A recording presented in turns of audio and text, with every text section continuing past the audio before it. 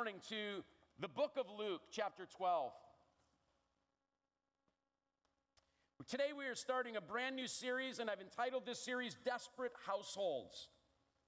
And the title of today's message is An Unexpected Blessing. Now, in this series called Desperate Households, one of the things that I want to do, and we as a staff want to do, is we are going to tackle several very difficult, hot potato issues for families and singles. Things that families are wrestling with today in the 21st century. There's going to be a message that we're going to preach 2 weeks from now about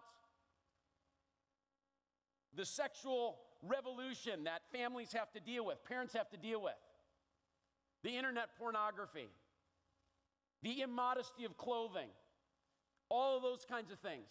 Stuff that doesn't get talked about a lot. But in this series called Desperate Households, we're trying to tackle some of the issues that families have to face on a daily basis that are tough.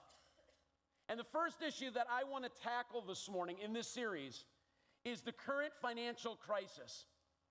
Now, the easy target to blame for the financial problems of families in America and America as a nation today is the recent collapse of the economy. In other words, people will point the finger and say, well, if it wasn't for the crash of the stock market, and then fill in the blank. But the real truth is that financial problems occurring now are really the result of problems that have been present in America and in the American family for a long, long time. We are just reaping what we have sown over at least the last 20 to 30 years.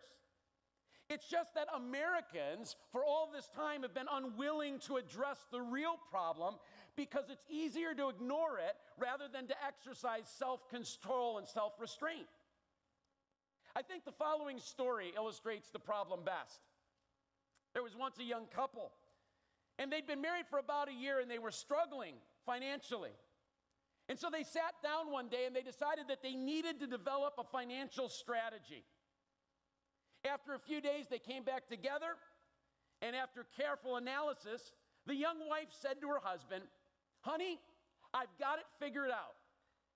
If we miss 2 payments on the refrigerator and 1 payment on the washing machine, we'll have enough money to make a down payment on that new 50-inch plasma screen TV.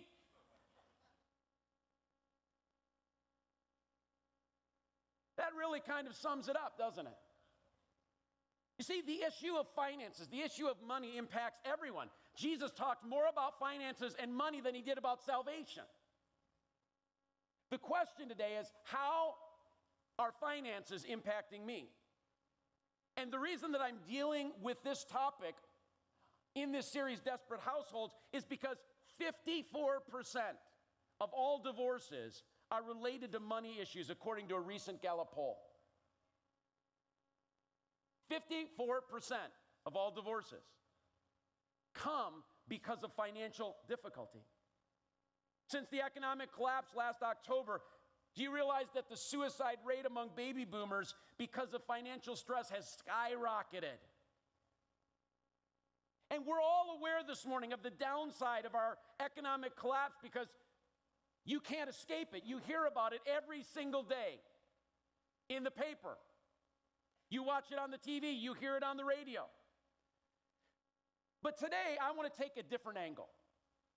Today, I want to suggest that for those who have ears to hear and spiritual eyes to see, that there might be an unexpected blessing in the midst of this dark season. That the economic crisis has forced individuals and businesses to reevaluate and to readjust the way that they've been living. And I would say to you this morning, that's a good thing. Because for so many people, this area of their life has been out of control. The crisis also has forced us to examine and make decisions about what's really important to us in life. So with those thoughts in mind, I want you to go to Luke chapter 12. You're already there, but I want to begin reading at the 16th verse, a parable that Jesus told. And then I want to share some thoughts about finances. Luke chapter 12, verse 16, and then he told them a story. A rich man had a fertile farm that produced fine crops. And he said to himself, what should I do? I don't have any more room for all my crops. Then he said, I know. I'll tear down my barns and I'll build bigger barns. Then I'll have enough room to store all my wheat and other goods. And I'll sit back and I'll say to myself, my friend, you have enough stored away for years to come. Now take it easy. Eat, drink, and be merry. But God said to him, you fool, you will die this very night. Then who will get everything that you've worked for? Yes, a person is a fool to store up earthly wealth, but not have a rich relationship with God. There are three areas about finances that we need to examine that jump out at me after reading that story, because this parable tells the story of a man whose wrong thinking in the following three areas destroyed his life. Here they are. The first area is our perspective.